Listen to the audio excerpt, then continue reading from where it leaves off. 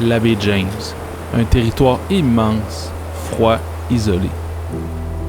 C'est ma 8e expédition ici, ma 6e en hiver et mon 4e hiver consécutif. Au fil des années, j'y ai croisé le lynx, le caribou, le renard roux et même le renard arctique l'année dernière. Mais cette année, qu'est-ce que la nature me réserve?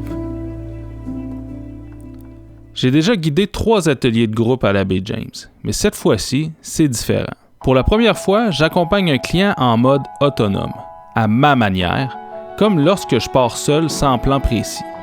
Ici, on ne suit pas un itinéraire, on s'adapte à la météo, au territoire et surtout à la faune.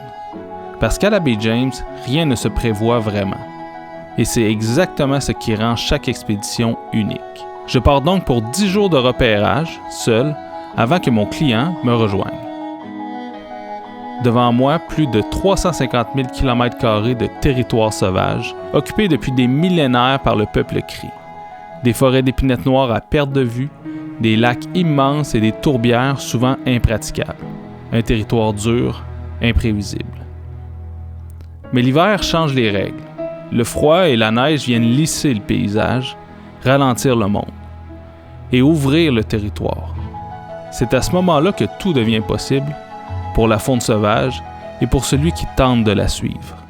C'est parti pour une autre belle aventure à la baie James. Je m'en vais rouler sur les routes les plus isolées du Québec à la recherche de faune sauvage, d'oiseaux sauvages. Donc j'espère bien rencontrer des lagopèdes, peut-être des lynx, des caribous, des renards. Ça va être vraiment top. Puis cette année, je suis particulièrement excité parce que yes, a big boy également que je viens d'acquérir grâce à leur photo, mon partenaire. Et donc c'est le Sigma 300-600 mm f4. Donc j'ai bien hâte de tester ça. Je pense qu'aujourd'hui les conditions se prêtent très bien. Il neige à l'extérieur et probablement que je vais croiser des lagopèdes, des tétras, peut-être autre chose également. Donc bref, un beau voyage qui s'en vient pour moi. Je suis super excité et ça part à l'instant.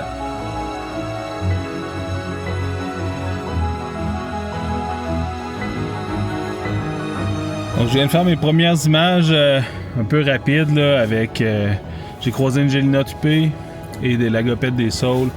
J'ai fait 2-3 images. Il y a une belle neige, c'est super beau. Donc premières images avec le 300-600 mm. C'est super sharp. L'AF suit très bien. J'ai filmé la stabilisation, c'est vraiment top. Donc, disons que ça augure bien. Là, je voulais quand même tester sur des animaux un peu moins exotiques et rares avant d'arriver sur peut-être un lynx ou on sait pas trop. Donc, je voulais quand même m'assurer que ça marchait bien. Donc voilà. Donc, je suis super satisfait pour le moment. Puis là, c'est parti pour vrai. La baie James, c'est 350 000 km², l'équivalent d'un pays, soit près de 20% du territoire du Québec. On dit qu'il n'existe que 2 saisons ici, l'hiver et la saison des moustiques. Ici, la présence humaine se fait rare, avec l'une des plus faibles densités de population au Québec. Un immense terrain de jeu pour le photographe animalier.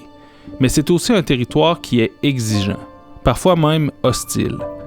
L'hiver, les températures plongent autour de moins 35 degrés Celsius, la couverture cellulaire est inexistante, et les routes s'étirent, longues, désertes. On peut y rouler pendant des heures sans jamais croiser hommes qui vivent. Et c'est précisément ce qui rend cet endroit aussi fascinant. Alright, donc je suis couché là, je viens de me lever. Je m'en allais partir, tout est wrappé. Puis j'ai des traces de lynx qui passent juste à côté de la voiture. En fait, elles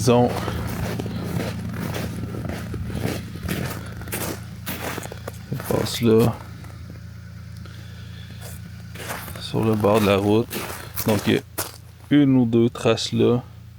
Il y a une autre trace ici. Et ça va comme ça sur la route.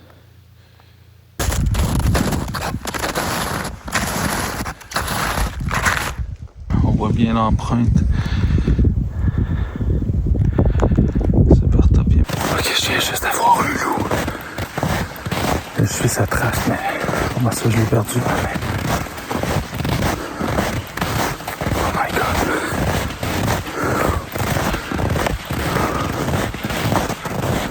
Ce qui me fascine avec la nature, c'est qu'on ne sait jamais si on va rencontrer les animaux, si on va avoir le temps de les photographier, s'ils vont nous tolérer, et si les conditions seront bonnes pour en faire même une belle photo. C'est ce qui en fait un peu la beauté aussi, mais parfois ça peut être frustrant. Ceci dit, lorsqu'on fait la rencontre, c'est le comble. On oublie toutes ces déceptions, toutes ces frustrations des années passées à les chercher.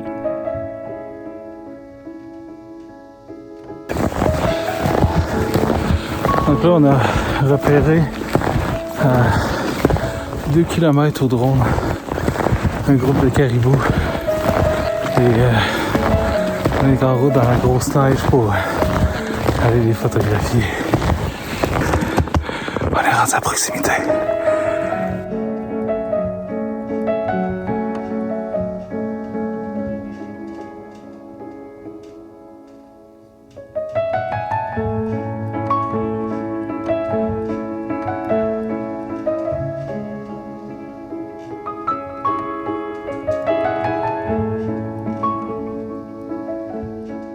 Donc ce soir, on a pris une chance, on est parti sur le lac, puis on fait moins 30, plus le vent, il doit faire un ressenti de moins 45, c'est un truc de malade. Puis on a eu une scène de fou avec les caribous. Il y avait le soleil qui se couchait sur le lac, puis ils sont sortis, ils sont venus vers nous. Ils nous avaient pas vus, on s'est couché au sol. Mais écoute, c'était complètement là, on est complètement gelé, mais c'était complètement fou. J'ai même manqué de batterie dans mon Z9, ça m'était jamais arrivé. J'ai plus de batterie dans le téléphone. Mais c'était un moment de malade. Ça valait toutes nos journées à chercher les caribous. Juste pour ce moment-là, ça valait la peine. Photographier l'hiver, c'est plus facile pour certains aspects. Tracer un animal est beaucoup plus facile. Le voir se démarquer sur l'immensité blanche est un avantage. Mais tout est plus épuisant. C'est difficile de s'y déplacer, même si j'ai les plus grandes raquettes disponibles. À chaque pas, je m'enfonce d'au moins 50 cm. Neige que je porte à chaque pas. Le froid force mon corps à combattre et à dépenser énormément d'énergie seulement pour me maintenir au chaud. Et ce même avec des très bons vêtements. Le soir, lorsque je reviens à ma voiture, qui est aussi ma maison pour ce périple, je suis exténué. Je prends un bon repas préparé à l'avance, puis j'écoute 1 ou 2 épisodes d'une série. Puis ensuite, mes yeux se ferment naturellement. Les nuits sont pourtant longues, les journées courtes. Mais je dépense autant d'énergie que si je randonnais toute la journée. Et certains soirs, le repos n'est pas une option. Certains soirs, le ciel danse sur la taïga.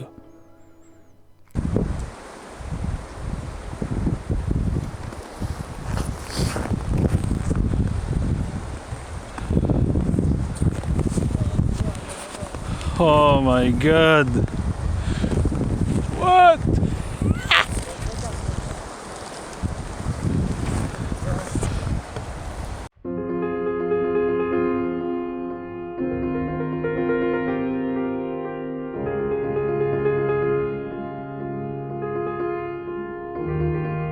Jamais de ma vie je n'ai vu des aurores boréales aussi fortes que ce soir de janvier.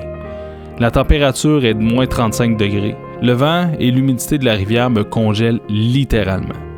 Mais comment rester de glace devant une telle beauté de la nature? Parfois, elle nous offre des fleurs. Il faut les saisir. Dans la même journée, les caribous, puis les aurores boréales, alors que ça fait 2 semaines que je compte les rencontres animalières sur les doigts d'une seule main. On sent parfois que le vent tourne avec la chance. Je sais pas si on doit vraiment nommer ça de la chance, du hasard ou simplement des rencontres. Après une nuit pas très bonne, je me réveille avec une bonne migraine. Le genre de migraine qui me paralyse. Évidemment, je dois poursuivre ma journée. Je suis avec mon client et la nature, elle, attendra pas. Mais je dois t'avouer que c'est quand même très difficile. Le froid n'aide pas, il fait moins 30 degrés toute la matinée. On quitte à la noirceur Et dans la pénombre du matin, j'aperçois au loin 4 formes d'animaux qui traversent la route. Une famille de lynx. Comble du malheur, je pose mon téléphone sur mon appareil pour filmer la scène. Celui-ci tombe en mode récupération. Aucune séquence vidéo pratiquement de toute la matinée avant que je finisse par régler ce fichu problème. Mon téléphone, c'est non seulement une caméra, mais c'est la seule manière d'avoir accès au GPS et au téléphone satellite. C'est indispensable pour ma sécurité. Ce stress n'aide aucunement ma migraine. Mais après avoir cherché les lynx qui avaient disparu un peu plus tôt, leur découverte estompe brièvement les maux dont je souffre présentement.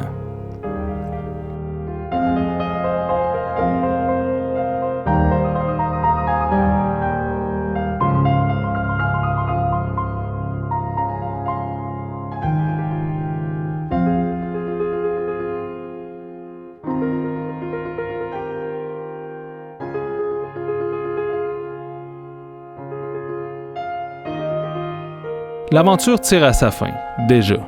Voilà 17 jours que j'ai quitté mon domicile et l'appel de la famille et du confort se fait ressentir. Mais Dame Nature n'avait pas terminé de nous émerveiller en nous offrant quelques rencontres sur la route du retour.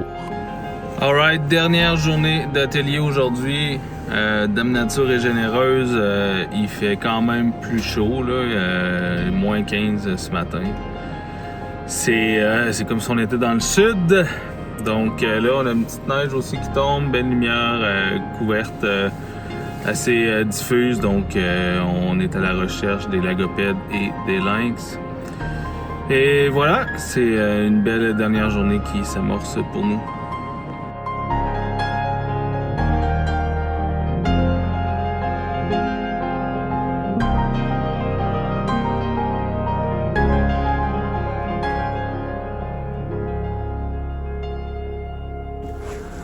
Donc là, on vient juste de rencontrer une marde d'Amérique.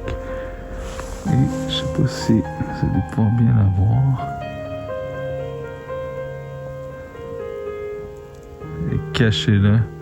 Elle nous a fait un bon show. On a trouvé une aile de lagopède au sol. Donc je pense qu'on a peut-être interrompu sans le vouloir son repas. Mais une belle marde d'Amérique qui nous a permis d'avoir des belles photos.